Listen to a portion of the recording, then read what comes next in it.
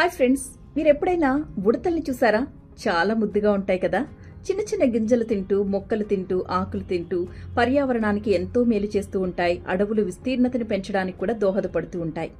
మరి అలాంటి ఉడతలు తమ సహజ ప్రవర్తన మార్చుకుని మాంసాహారుల్లా మారిపోతున్నాయి అంటే మీరు నమ్మగలరా?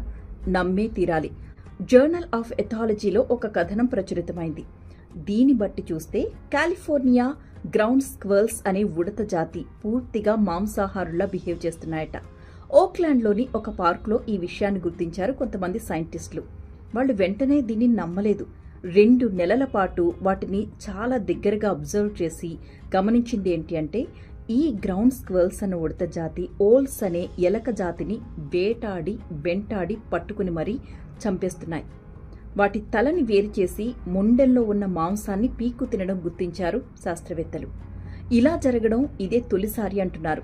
గతంలో ఎప్పుడు కూడా ఏ ఉడత జాతి కూడా మాంసాహారం తిన్నట్టు చూడడం కానీ వినడం కానీ చేయలేదు.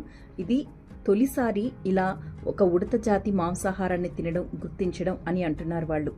అయితే తమ సహజ ప్రవృత్తికి భిన్నంగా ఇవి ఇంత కిరాతకంగా ఎందుకు బిహేవ్ చేస్తున్నాయి అని శాస్త్రవేత్తలకే అర్థం కాక తలలు పట్టుకుంటున్నారు.